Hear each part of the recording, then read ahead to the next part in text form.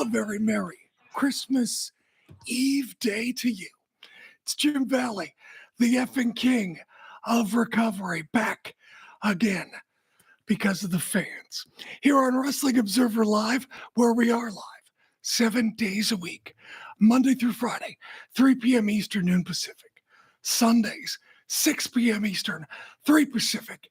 And I'm back here on Saturdays, 1 p.m. Eastern, 10 a.m. Pacific.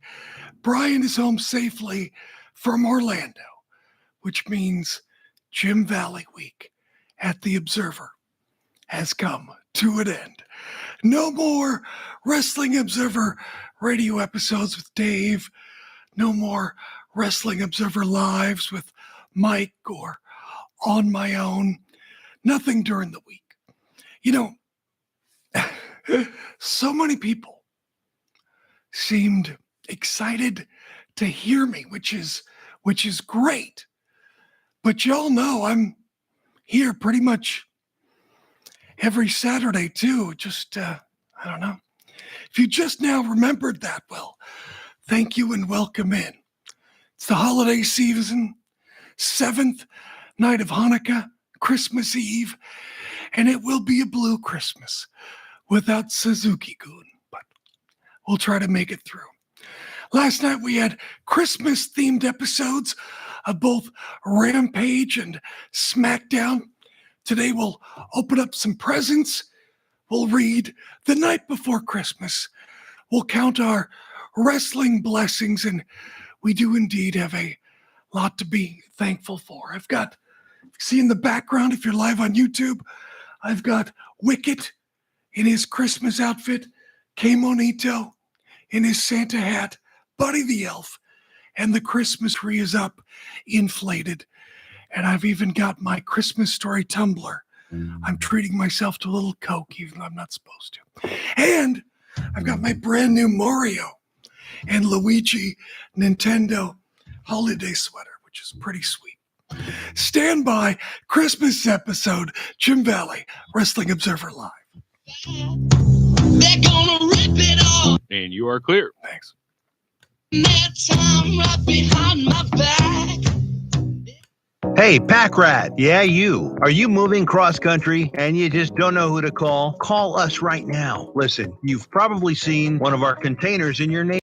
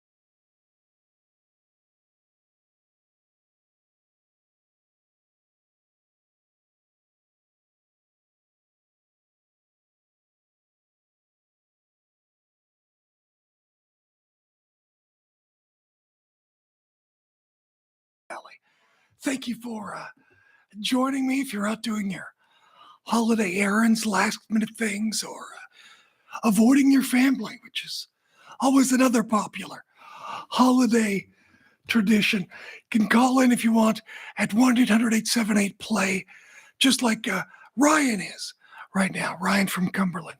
What's on your mind today, man? I have a question about this upcoming Dynamite in your area in Seattle with Daniel Bryan doing a sort of a homecoming of sorts. Do you think he'll get a match against MJF, possibly like a non-title match or maybe a tag team match of some sort, or is there someone else you'd like him to face? And do you think John Cena might be getting a Stone Cold Stunner from Kevin Owens? Because it seems like even if he loves you, he still stuns you. Thanks for the call, Ryan. I appreciate it. Yeah, January 4th, or 6th, rather. January. Which one is it? I can check my calendar here. But yeah, the first Dynamite of the year is going to be here in Seattle. And January 4th, sorry about that. January 4th for AEW Dynamite at the Climate Pledge Arena here in Seattle. And apparently it's going to be the new look of Dynamite. They're running some promos talking about that and showing the stars of AEW with new graphics in the background. So that will be exciting to see a new Dynamite set, hopefully, on January 4th. As far as what Daniel Bryan will do in Seattle, I mean, I've seen Daniel Bryan come back with WWE a couple of times. The last time, he was the Plants champion, and he was a heel, and the crowd still loved him. I mean, they could certainly do a tag team match. It does feel like they're building toward the next pay-per-view with MJF and Daniel Bryan. But, you know, Daniel Bryan, obviously, he's talking about in interviews that are shoots how he doesn't personally care about world titles. He's more into developing talent and giving back at this stage of his career. And I think that's great. But at the same time, I feel like it sort of has hurt him and hurt the promotion, because I think, you know, how many times now he lost for the Ring of Honor title, lost a couple of times, didn't he, for the AEW world title? And it's like fans, I think, want him to have that world title, but will he get it with MJF? You know, we've already kind of been educated that world title runs, generally speaking, when the booking goes as planned, tend to last a long time. So it kind of wouldn't feel like now is the time for MJF to lose the title. So you would expect that Bryan's going to lose yet again. So I don't know what that means for Bryan. I don't know what that means for MJF, but it kind of reminds me of back in the 80s when the fans wanted the Road Warriors to be world champions. Here are these guys that are so dominant, and they kill everybody, and they beat everybody, but they're not world champions. And I know in interviews, Hawk and Animal and Dusty and other people always said the Road Warriors didn't need the titles. To the fans, they kind of did. So we will see what happens. Someone in the chat says, if we don't see Jim Valley scissoring the Acclaim in Seattle, they will complain online. So you hear that, Tony Khan? The people have spoken. They want Jim Valley to scissor the Acclaim, but it's probably only because I've got a body exactly like Daddy Ass. I get people confuse me all the time. That's probably the reason why. Somebody else in the chat said that they heard that Keith Lee was a big mother. And I'm telling you, shut your mouth. What? I'm just talking about Keith Lee. You can check me out on my YouTube chat, on my YouTube channel. It's live and free every time I go up on Wrestling Observer Live. Please like and subscribe. Do all of that stuff as well. Well, it's Christmas. So I thought I'd do a Christmas tradition and break out the book and read 'Twas the Night Before Christmas. So gather around, children, around the fireplace. Get maybe some hot cocoa. Warm up as we read this Christmas tradition.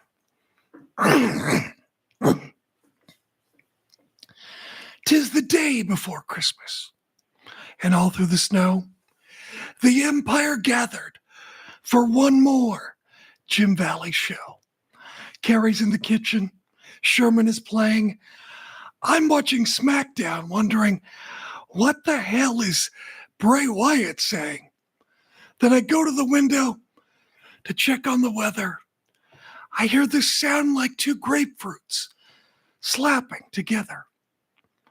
And what to my wondering eyes should appear but Vinnie Mac strutting, saying, I'll be back again next year. I say, Vince, there is no way you can make such a case. He shouts, I'll pay off more women. I'll blame Johnny Ace. Vince, you must be drunk. Let me call you a cab. Not a chance, pal. I'm 77. I've got more asses to grab. Allegedly. What can I do? I want Vince to be gone. I call Stephanie. I call Triple H. I call Nick Khan. But Vince, he is rich. He can do as he pleases. No one else is allowed food, sleep, or sneezes. I've got to come back. I got bad advice, don't you know? I can't believe Paul hired back Dakota Kai, Loomis, and Gargano. The product is better, I say. Triple H is legit. He is no joker. Vince screams, I want shorter matches, 50-50 booking, more backstage poker. Vince spun out in his car. He barely missed Court Bauer. Merry Christmas to all. And remember, money is power. So there you go. It's the night before Christmas. Hey, I want to thank everybody who participated in my AMA, my Ask Me Anything on the Squared Circle subreddit on Wednesday. I couldn't believe the number of questions. I mean, I spent probably like 5 hours answering questions. It was great. I expected like 3 questions. Everybody was so nice, positive, appreciative, lots of intelligent questions. So thank you for that. I don't know if I'll get the opportunity to do another AMA if I even need one, but thank you to everybody. I couldn't believe the outpouring, really. It was very special, so thank you for that. Plus, it gave me time to kill while I was waiting for Dave to do Wrestling Observer Radio. Some late nights with Wrestling Observer Radio, don't you know? By the way, I've got a new Portland WrestleCast, which is up at WrestlingObserver.com, at F4WOnline.com. Part 2 with author and historian Mike Rogers. It's got a new book for the holidays. Get a look at it right there. It's called Excitement in the Air, Voices of Northwest Wrestling, Volume 3. You can check that out. And check out the new WrestleCast at Wrestling Observer. Hey, we had Christmas episodes of Smackdown and Rampage. We'll run those down. Coming up next, Jim Valley, Wrestling Observer Live. You're clear. Thanks.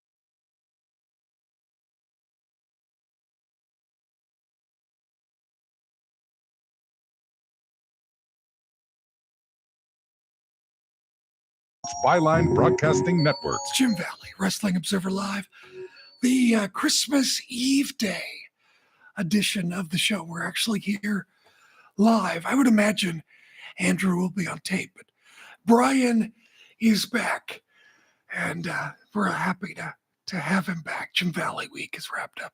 Thanks to everybody who was so nice during the week. It was fun. Thanks to Mike for letting me be on during the week. I appreciate it. It was fun doing a solo show during the week so people can kind of hear what I do and what I'm about on Saturdays.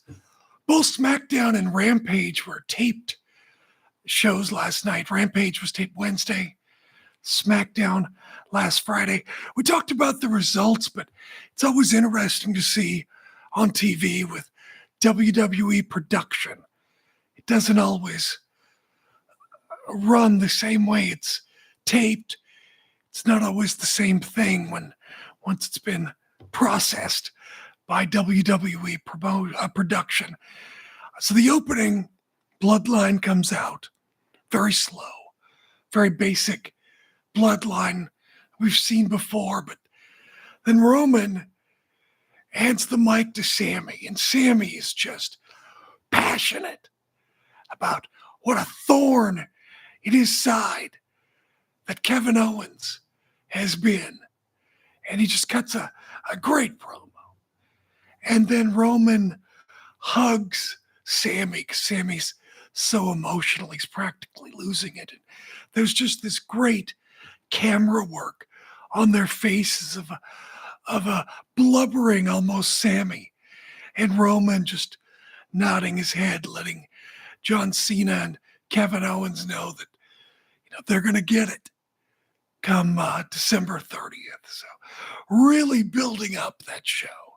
And, a lot of times the road to WrestleMania doesn't really start in earnest until January, or even sometimes the Royal Rumble. But with John Cena, it just feels like, boom, we're off to the races, and hopefully they continue this momentum and build some excitement all the way to WrestleMania and keep that momentum up.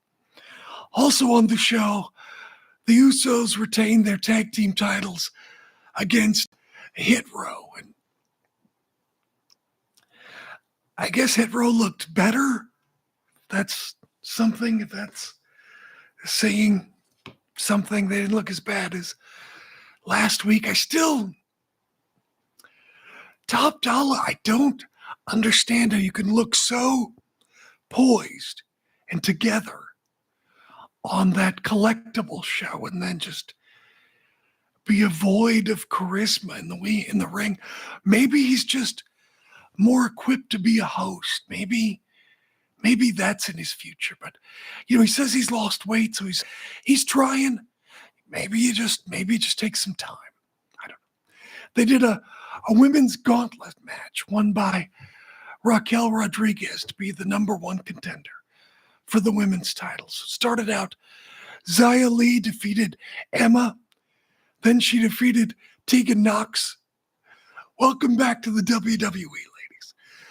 Then Raquel defeated Xia Li, and then probably the best segment was Raquel defeated Liv Morgan. Then Sonya Deville came out, and she was defeated. And then Shayna and Ronda came out and said, "You haven't beat everybody." And then it was Shayna and Raquel Rodriguez, and Raquel defeats Shayna to set up Ronda, and that match is going to be next week. So then there was a Bray Wyatt segment. Bray Wyatt came to the ring and he talked about it being nerve-wracking to be in front of the fans. I do not understand this new distraught millennial Bray Wyatt. I don't, is this the Bray Wyatt that people want? because I don't think it is. I think people want a spooky, maniacal Bray Wyatt. This is not, I just feel like this is not the Bray Wyatt people signed up for. Bray Wyatt wants an apology from LA Knight because Bray is not Uncle Howdy, and he knows that everyone thought he was Uncle Howdy. And then Bray Wyatt says, "Oh, I've lost my train of thought." He drops the mic, grabs a cameraman, locks a mandible claw on the cameraman until officials pulled him off. Bray Wyatt sits in the corner, sort of in a trance, and Adam Pearce, we find out, removes Bray Wyatt from the arena. I mean, it felt like in the beginning that LA Knight was the setup guy for Bray Wyatt. And now, because of LA Knight's charisma and his attitude and his promos, it kind of feels like LA Knight is starting to scoop Bray Wyatt's heat and get over on Bray Wyatt, because I don't think people want an indecisive Bray Wyatt who's worried about his mental health and if people like him or if we accept him, and it's nerve-wracking to be in front of the fans, and it just, I think it's stuff you say for your therapist. I think people want a killer in Bray Wyatt. They want someone who comes up with psychotic things and clever things and horror movie and mystery, and they don't want this guy. But I don't know. This better have some kind of payoff, because it feels like Bray Wyatt is losing steam, and I don't know. They better do something here pretty quick, because Bray Wyatt's very valuable, and I don't know if this is his idea or creative. You know, sometimes people get too cute by half, and they don't want to stick to the basics. They want to get too cute, and this may be one of those times where they think they're being deep, but they're just being annoying and counterproductive. Rey Mysterio defeated Angel Garza with Humberto Carrillo in his corner. Remember them? Interesting thing from Rob Viper on Twitter. Rey only worked against Hector Garza once on a WCW Thunder in 1999. Karrion Kross and Scarlett watched the match from the crowd. Mysterio and Kross had a stare down to end that segment. Emma confronted Scarlett and Karrion Kross backstage. Emma furious that they disrespected a legend like Rey Mysterio. She's also mad that they mocked Riddick Moss, and she didn't call him Madcap. She called him Riddick, which is interesting. Clearly, though, they do need some kind of switch for Riddick Moss. He's no longer Madcap. And then Scarlett mocked Emma. She heard enough, and she slapped Scarlett right in the face. Kross stopped Scarlett from getting revenge. He told Emma she had no idea what she just did. And they showed a John Cena video package. He's the greatest of all time, as you know. Which, that's what they do. They put someone in that Babe Ruth position, and someday, more than likely, Roman Reigns in 10, 20 years will then be the greatest of all time. And John Cena will be like Hulk Hogan. He'll be very old and like the beginning of wrestling. So John Cena is now the greatest of all time. Then they showed another Lacey Evans video package. No Alex Jones in it, but she returns next week. What great timing. Good job, Lacey. Well done. Anyway, then they had a Miracle on 34th Street fight, and they've done these before. You know something? I don't mind these at all. It's the holiday season. It's like this doesn't even count, and everyone's fine with it. And WWE, they do a great job with it. And this was a fun, Christmas-themed brawl as Ricochet and Braun Strowman doing their big man, little man act. You know, we've seen this with people like X-Pac and Kane. They defeated Imperium, Ludwig Kaiser, and Giovanni Vinci, which is fine. They're setup guys. That's their job. So they used Christmas trees, candy cane, kendo sticks, and at one point, Imperium laid out Ricochet and Braun. They opened up a giant gift box, and a ballerina like a music box danced out. And then the New Day came. And this was the funniest part. We got to talk about the New Day and what a great job they're doing. And just this was a very, very fun match. I loved it. We'll talk about that and more next. Jim Valley, Wrestling Observer Live.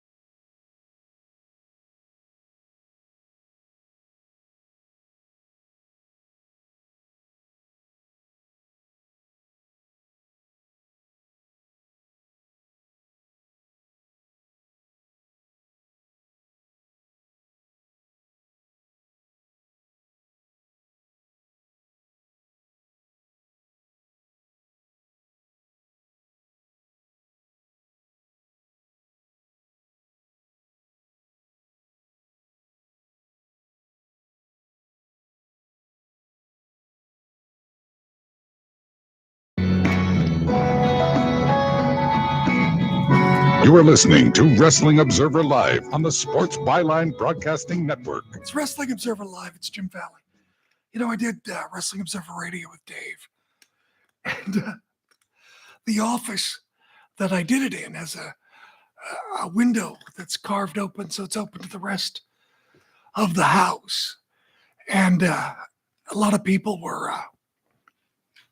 could hear my cat, Sherman, because he was upset that I wasn't in bed yet, because we record Dave at very late hours. And my cat has a routine. And so he was yelling at me because I wasn't in bed yet. So I figured for the holiday, there we go. If you're watching on YouTube, there's Sherman. There's Sherman. Show everybody how handsome you are. Yeah, there's Sherman. So there's Sherman. There's the star of Wednesday's Wrestling Observer Radio. I didn't know how many people could hear him because the office is a little removed from the rest of the house. But everyone was asking about Sherman. So there's Sherman. There he is. There's Mr. Handsome. He's a sweet boy. He's a Norwegian forest cat. So he likes trees. He loves to sleep under our Christmas tree. And he's my best friend. He's my nurse. He takes care of me when I'm sick. And so he's a very good boy. There's Sherman. So anyway, just thought you might want to see the cat who made all the noise on Wednesday. Anyway, getting back to Smackdown. It was a fun main event. I mean, what more could you want? It was just a feel-good show. So they opened up the box. The ballerina dances out across the stage. And then there was another box. They open it up, and there's the New Day. And they're all dressed in red, and they march out like they're soldiers wearing their tag team titles. Michael Cole called them soldiers. And then the New Day kicks Imperium low. And Wade Barrett goes, "They're not soldiers, Cole. They're nutcrackers." Great joke. A great way to set it up. Brilliant. I mean, whoever did that, give them a holiday bonus because that's brilliant. Braun revives, does his locomotive thing, and then he realizes Ricochet is still out on the floor by the announcer's desk. And Braun grabs some mistletoe and holds it above Ricochet.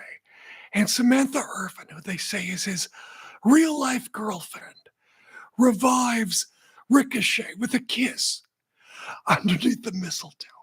And this kiss is like spinach because Ricochet is just going like Popeye. He is often energized like you've never seen before. He hits the recoil on Vinci into a power slam from Strowman.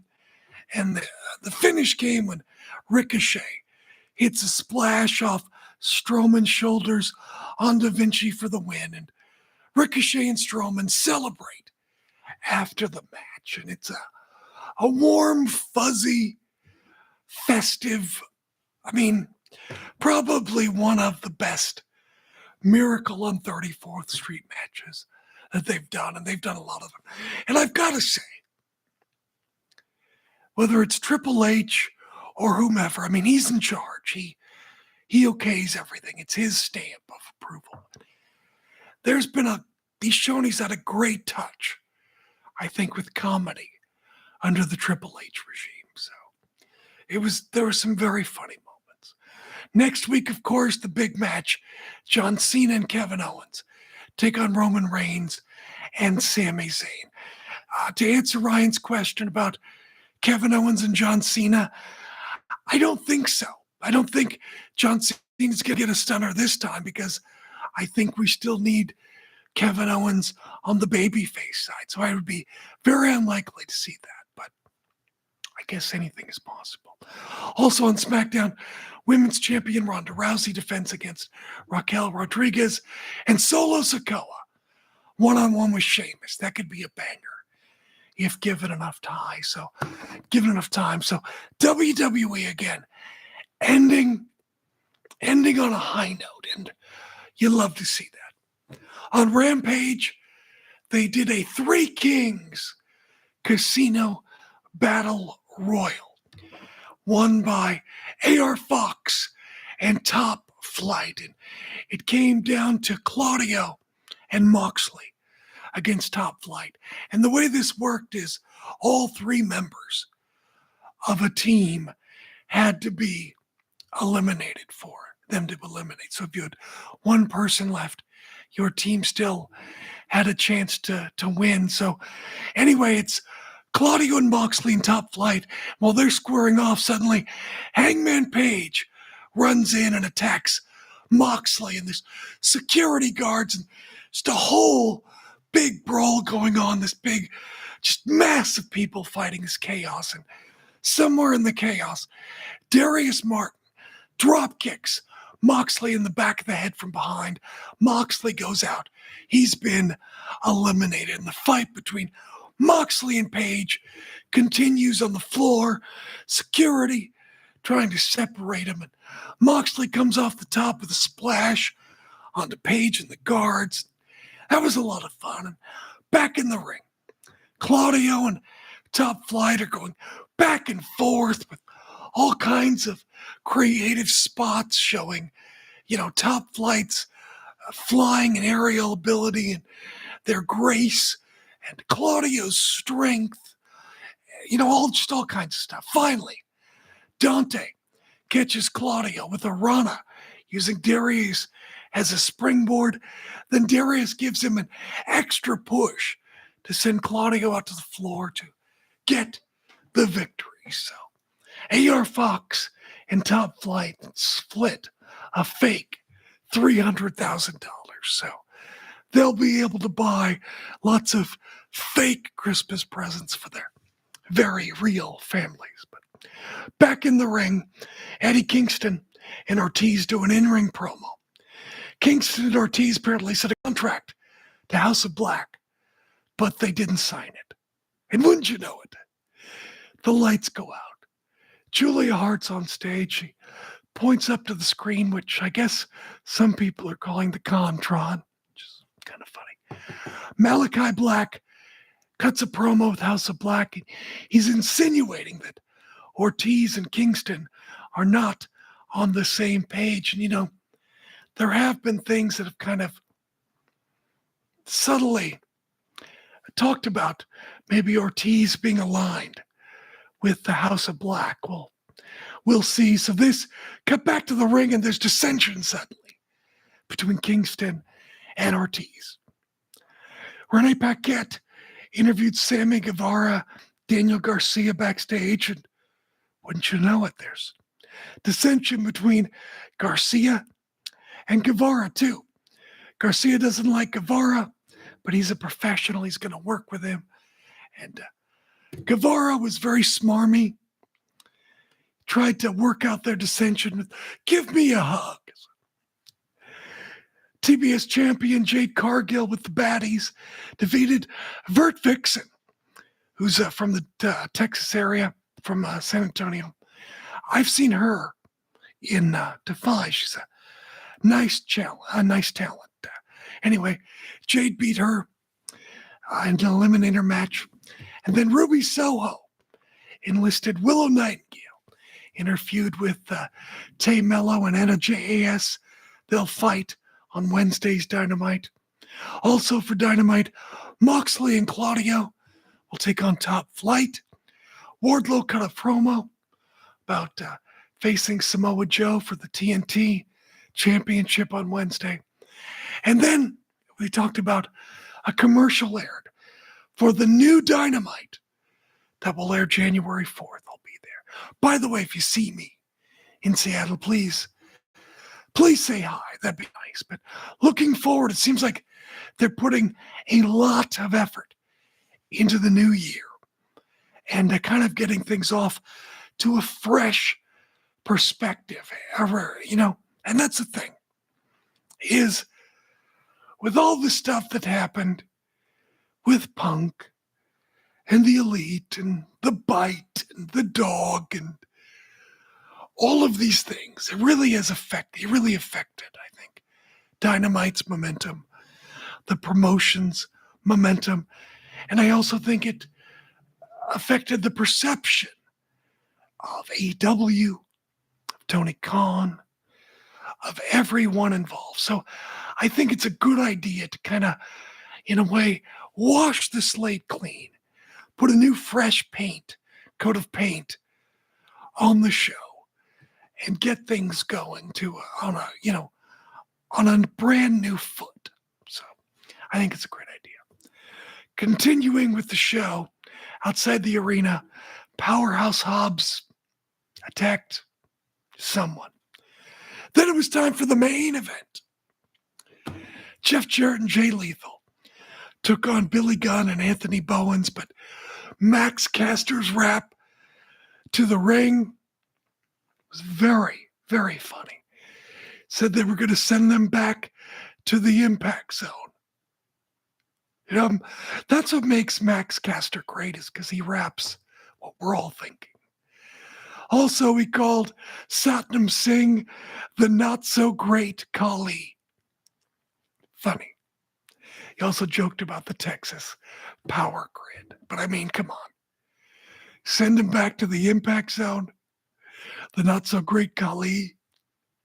That's some brilliant stuff. And kudos to the promotion for letting that air on TV. But no surprise, Jeff Jarrett and Jay Lethal won when Caster got involved, distracted the ref, gave Dutt the chance to run in behind the ref's back and hit Gunn with a low blow.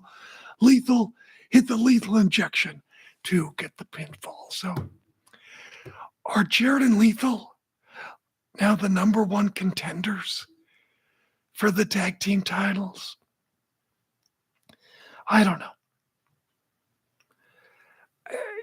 Jarrett looks great. He's a great wrestler. I mean, his match with Ric Flair was brilliant. The guy knows what he's doing. I think he's an asset behind the scenes, but there's just this TNA stink on him that nobody likes. It's not even go away heat. If he loses, it's not a big deal. Nobody really benefits. And Jay Lethal is great. My God, what a year he had. Ric Flair's final match, Ricky Steamboat's final match. He's back on national television again. He's had a great year and a great career. I think there's something about the ROH thing. But you know what? It's the Christmas season. Let's give out a few presents and be grateful for the end of the year. It's Jim Valley, Wrestling Observer Live. You're clear.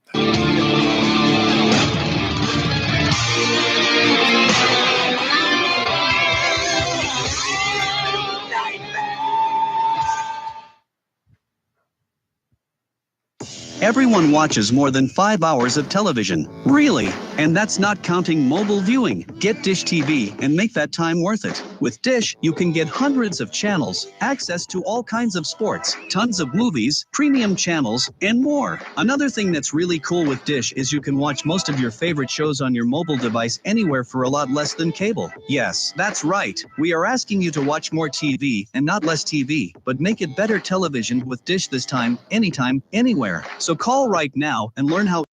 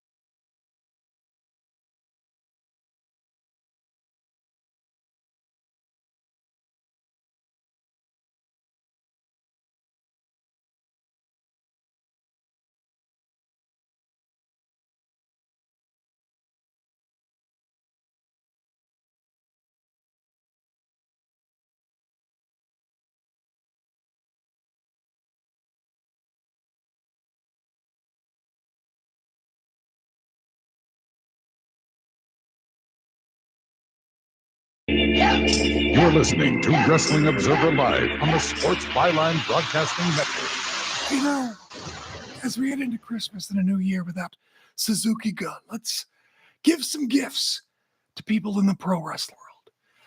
To Sasha Mercedes, I hope that she's the star.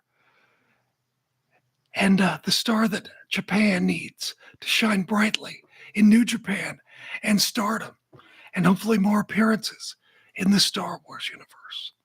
To Bray Wyatt, I give you the gift of brevity. To Sami Zayn, at least a short run as WWE Universal Champion, or both.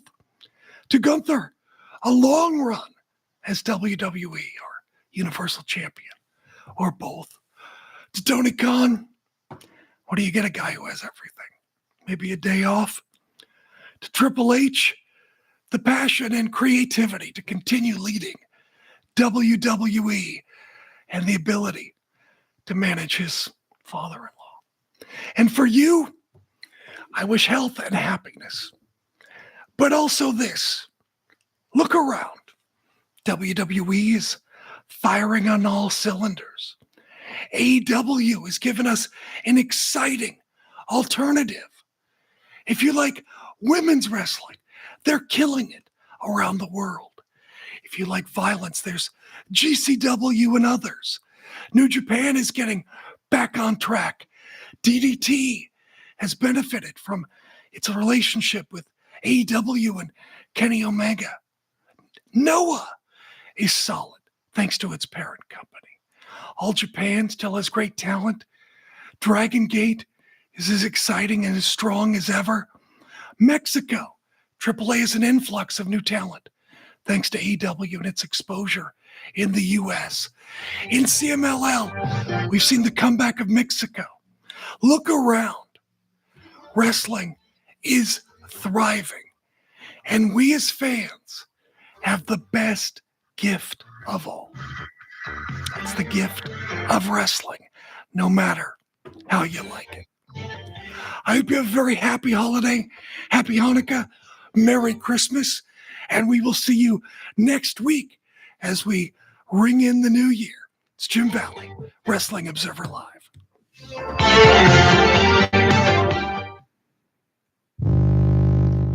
All right, man, you're clear. Have a good holiday. Thank you, man. Have a good holiday, you too. Take care. Take care. Bye. Jeremy Scott, this blast of Arctic cold. Oh, there we go. Well, there's the show, kids. Not everything I wanted, but good enough. There we go. Good enough. I had much more than I needed, as always, and I always worry I don't. All righty. Can you guys hear me still? Can you hear me? Can you hear me now? So there you go. Well, there you go. There's the Christmas show. Had the Christmas lights up, all decorated. Everybody's here. All I got, I'm glad.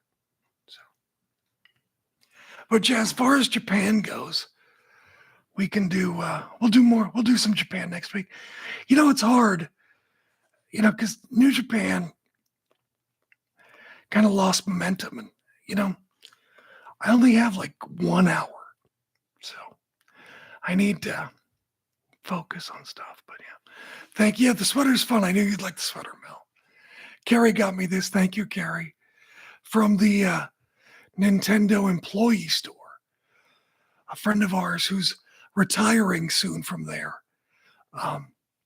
got us that, or was able to procure this for us. So there we go. It's very nice. It's a real sweater too. It's actually knit. It's not a sweater, or a sweatshirt rather. It's a real sweater. So anyway, so there we go. You guys doing anything exciting?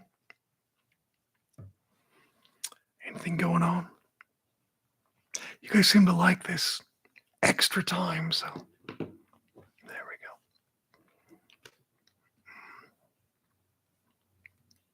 go. Any thoughts this week as I did all the Observer stuff?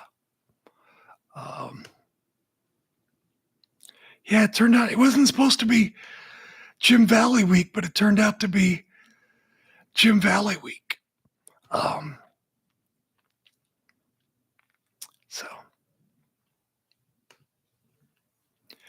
it wasn't really the plan. I knew I was doing Dave. It's like I get a text from Brian saying, you guys do a couple of days.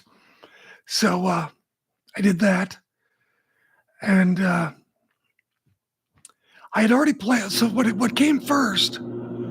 I did I agreed to do the AMA. So we picked a time for the AMA. The AMA went great. I couldn't believe how many people asked me questions and knew who the hell I was. So that was cool. Not that it feeds my ego, but I didn't want it to be like embarrassing. That's all. I just didn't want it to look embarrassing. That was my main concern. That's all. I mean, so I was happy about that. So the AMA came first. And then Brian texted, said, "Hey, I'm going to be gone. Can you and Garrett cover Dave?" And Garrett was like, "Well, I can't do during the week, so I can do the weekend stuff." And I was like, "Fine, I can do Monday and Wednesday." So I did Monday and Wednesday, and then I was like, "Well, Dave usually works late. I should be okay to do the AMA."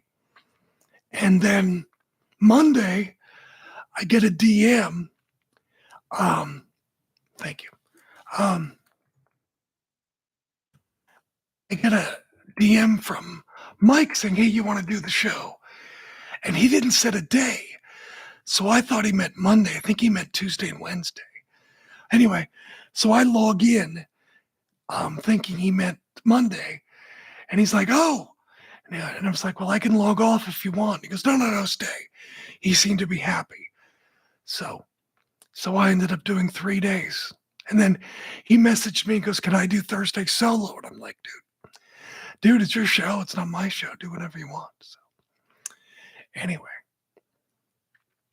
Well, I'm glad you liked it. I mean, I know the voice and the breathing is difficult, but I mean, I think I still offer content. So, but I mean, I think what I bring with Dave is that, I've been watching wrestling longer, so I can pull more references for Dave and stuff and get Dave down pro wrestling history rabbit holes, which is fun. Garrett seems to be more business oriented and focuses on big picture business stuff versus wrestling stuff. So that's kind of the difference. But no, it's always nice to come back and everybody says hi. Everybody at the Observer is super nice to me. Everybody's super nice.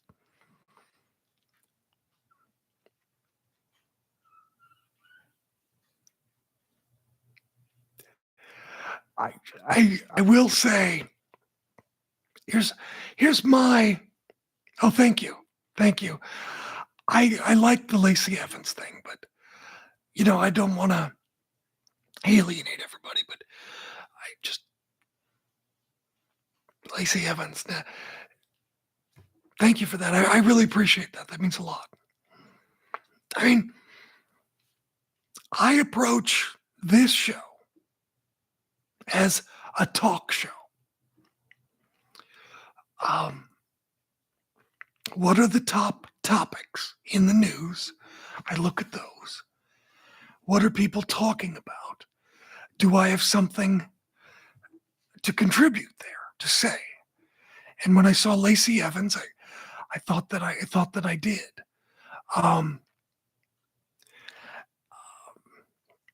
That's just kind of the way I approach it. I mean, every show, whether you're talking wrestling, sports, anything, any topic, you got to pick the top topics. It's a talk show.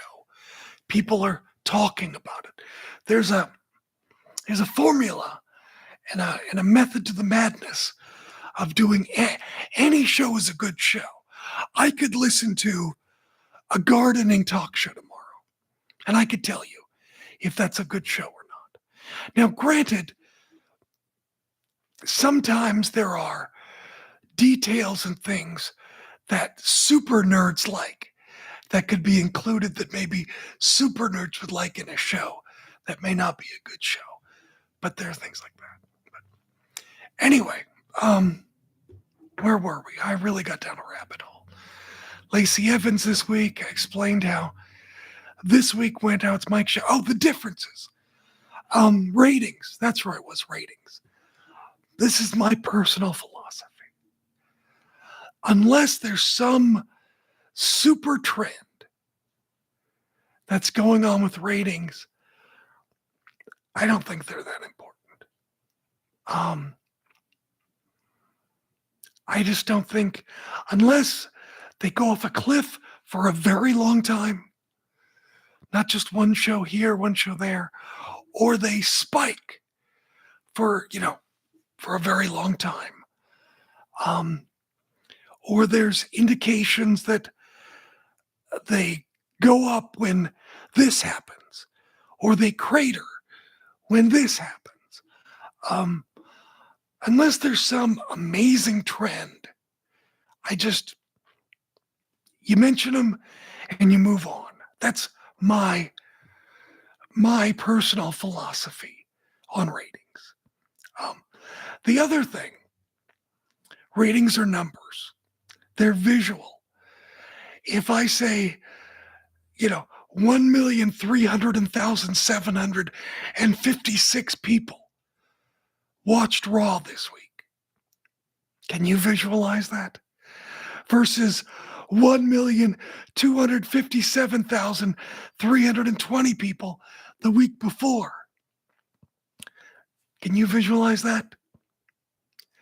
So that's why with numbers, I tend to just do about 1.5 or whatever.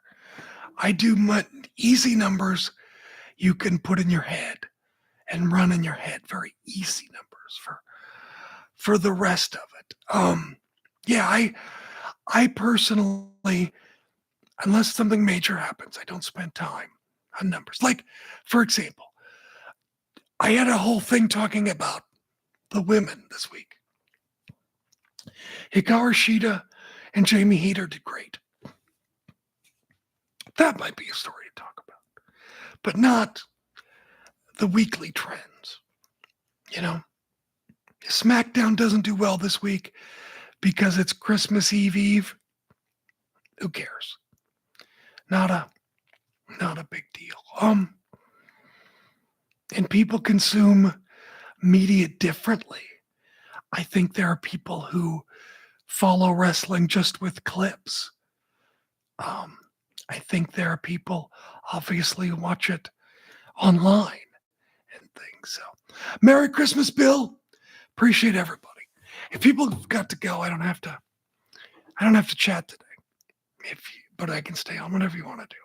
It's up to you. That's kind of my philosophy on it. But I mean, look, Dave is the Wall Street Journal of Wrestling. It's his job to follow these trends very closely. And the thing is there could be very subtle trends. Dave's the guy that's going to notice that, not me. So I don't know. That's kind of the deal. What else?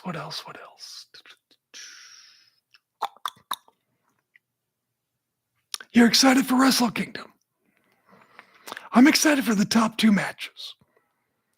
I think the Muta match will be fun. The tag team matches, the FTR match, meh. And the junior heavyweights, those guys are great. New Japan doesn't do much with them. Sasha, that could be interesting.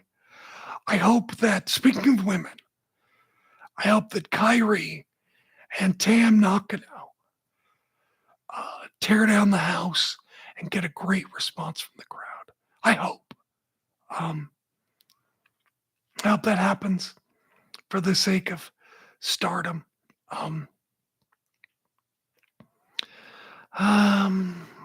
I think Stardom is doing great. I hope it's kind of sad with All Japan. I wonder if Jake Lee's going to appear. Maybe in the Rambo. Could Jake Lee? Maybe. I wonder what Jake Lee's going to do. Maybe he doesn't even show up at all yet. Who knows? But you'd think maybe Jake Lee. What else is exciting about? Wrestle Kingdom is always a great show. Jay White and Okada are going to kill it. Ospreay and Omega, I would imagine they're going to kill it. It's all going to depend on. Omega's a genius. He'll figure something out. They'll do something. They'll do whatever they can. So we shall see. Yeah, those three are very exciting things. Agreed.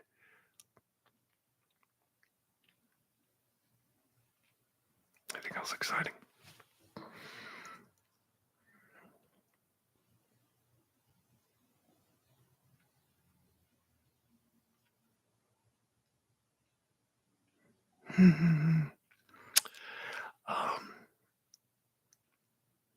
Trying to think. Oh, you know what I didn't mention? Yeah, I didn't cheering, but Japan is very serious about COVID. That's not, they take it very seriously. That's not New Japan's fault. That's the government, and, they do things differently over there. They view it differently. So, oh, you know what I did? I watched Impact. I didn't get a chance to mention it because I wanted to see Mike Bailey against Yuya Uemura. And that was great. That guy, Uemura, is going to be great. I don't know if he's going to be the guy, but he's going to be a guy. They do chicken, just chicken in general, fried chicken. You talk to Fumi, it is a thing, but it's not like a major thing, but it's definitely a thing. They also can do, it's just chicken, fried chicken, chicken McNuggets, and other things like that. But yeah, that's kind of a thing, Japan and KFC. So, God, that's what.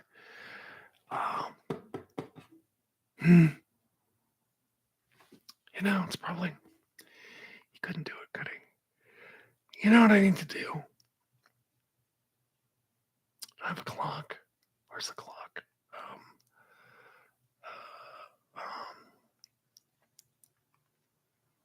Why doesn't that work? I don't know. What time is it? What is it, like 4? Okay, so it's 4 in the morning there. Okay. Fumi couldn't do that. Okay. We need to do a show. All right, I'll figure something out. Sorry.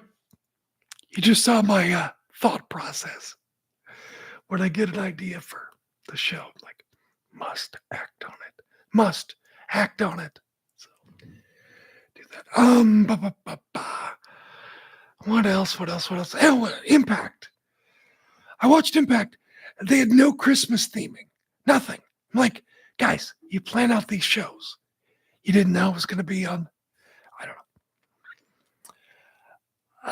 know. I love that episode of The Simpsons. That's a great episode.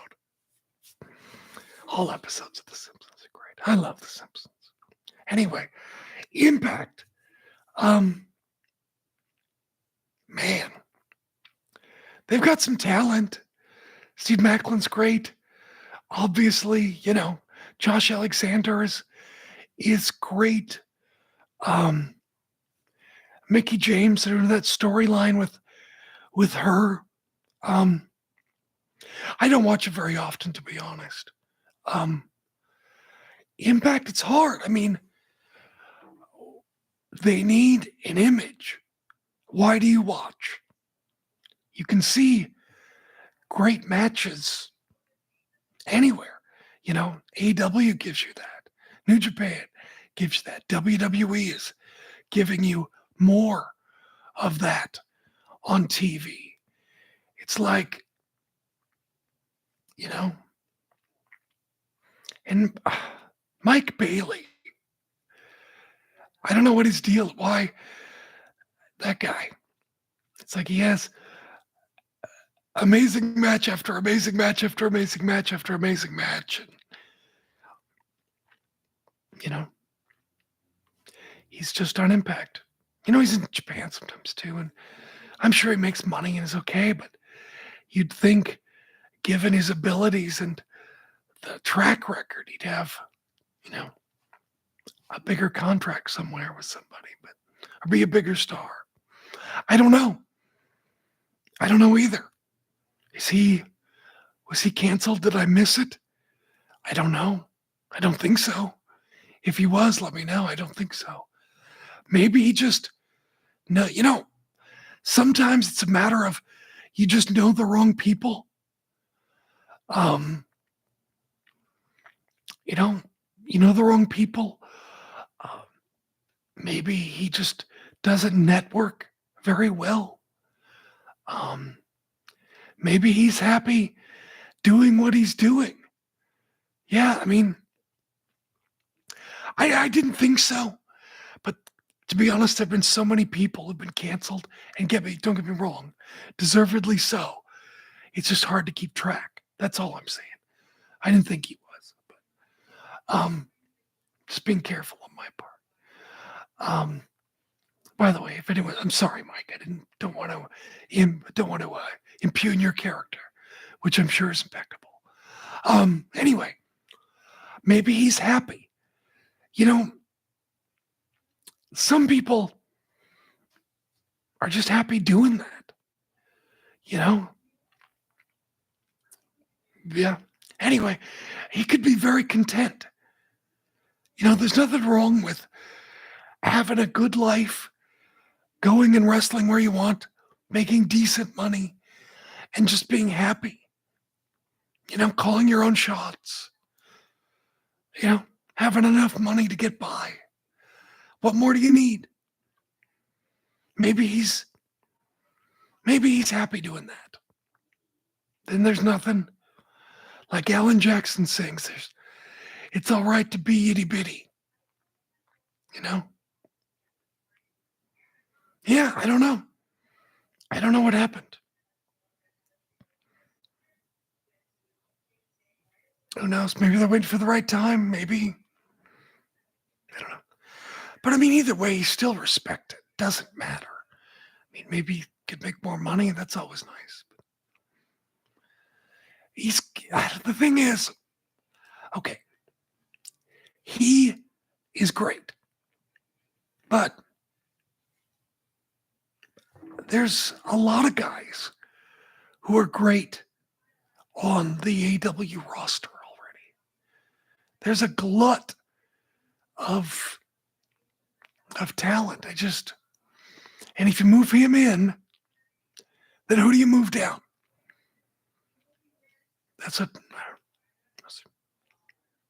But Impact was fine. He's enjoyable. Bully Ray is, I guess because he's on that podcast it's Between the Road. Oh, no, Busted Open. Sorry. He's on Busted Open, so he's on the show. Tommy Dreamer. The Miro story, I was going to talk about that today, but I didn't get time. I changed my mind. Dude, you signed a contract. They're paying you. You know, you got fired. You should be grateful. Go out there. You can lose and still get yourself over. You're already pretty much over with the crowd. You're pretty much bulletproof. They had something for him. He just didn't want to do it. I think in the end, whatever it was, he didn't want to put I don't know who, but put somebody over. He didn't want to lose in the end. You know, it's look. I'm not saying Tony Khan is the greatest guy in the world or whatever. You know, his booking can have flaws. Everybody has flaws, okay? Everybody has flaws. But you've got the son of a billionaire who's a big fan of wrestling, who studied wrestling, who started his own company with guys who were super over and was able to procure a network television deal in these times. That's very, very impressive. A cable network deal, but still, that's very impressive. Because, I mean, if it wasn't for Tony Khan, you'd have Impact and you'd have Japan. And think about through COVID.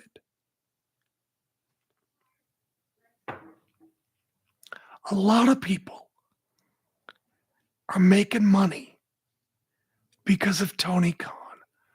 A lot of people have more creative freedom because of Tony Khan. And I'm not saying, yeah, exactly. I'm running a Premier League team and an NFL franchise. That's another story. But look, you know, yeah, you can disagree with the guy, but at the end of the day, it's his company, and he's paying you a lot of money. A lot of money you wouldn't be making otherwise. Look, if you wanted to wait for Vince to retire, you should have waited for Vince to retire. And here's the other thing. Does WWE really want him back? I don't know. Maybe he does. Maybe Triple H does. I guess Triple H was somewhat of a supporter of Miro and Lana. Great. However, Triple H is a smart man. He understands the politics of wrestling maybe more than anybody. For 25 years we've seen it. More than 25 years.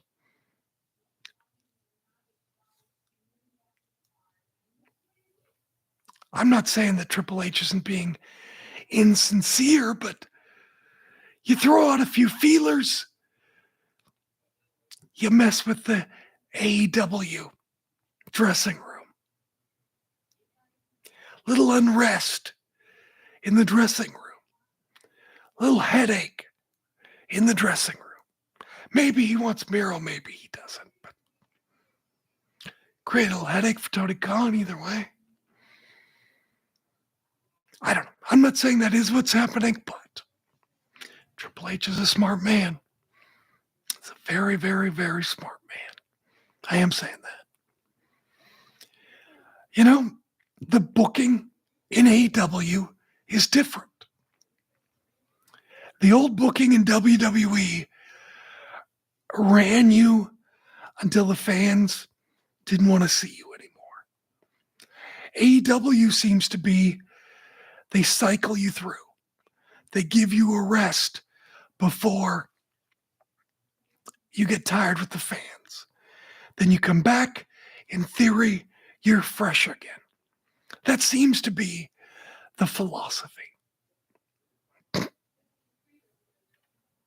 Hey, man, if FTR wants to go back, I don't know.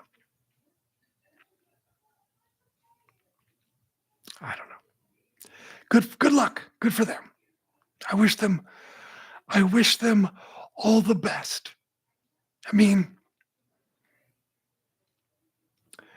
look at the Good Brothers. I guess it depends. What do you want from wrestling? Do you want huge money? I mean, I guess WWE in theory could pay you more money. So, I mean, if you want to go back, be champions again and make more money and then be henchmen for someone probably, then go. I mean, if you want less money but more input and then work with more people around the world and more creative angles and, like I said, matches and more match freedom in your matches rather than working that same WWE style every night. You know, it depends what you want. What do you want out of wrestling? You know, I can't answer that. I'm not them. So that's just kind of my thing. You know, you got to think of it. I don't know what Miro wants. Does he want to be WWE champion someday? Is that what he wants to be seen as being at the top of the industry? I don't know. I see Miro as like a great character actor. You know? Do people think less of, say, a William H. Macy because he's only a supporting actor? He only won an Oscar in a supporting role? And the movies where he's a lead are smaller. The chances are he's not going to be seen as that leading man. Is he seen as less of an actor? I don't know. I guess maybe Triple H, he's just friends with Triple H. I don't know. But we shall see. But either way, look, 2023, I think, is going to be a great year. WrestleMania looks to be firing on all cylinders. AEW's got a fresh look. It's going to come out of Seattle, I think, roaring and ready to play. Yeah, that was funny. New Japan, it's getting its footing back. We'll see what Sasha Mercedes does with Stardom and New Japan, other companies. You know, things are really good. GCW, things are really good. There are a lot of options for us fans. So for that, we should be grateful. Anyway, well, go and spend some time with your families. Have a very Merry Christmas, Happy New Year. Thank you for participating in an impromptu Jim Valley week here on the website. It was a lot of fun to talk with Semp, to talk with Dave, to do solo shows during the week, and then come back here, and then the Reddit AMA. So I appreciate all you guys, and hopefully I'll unwrap a new kidney in 2023. But happy holidays, happy Hanukkah, and a very Merry Christmas to you and yours. See you guys. Yep. There we go.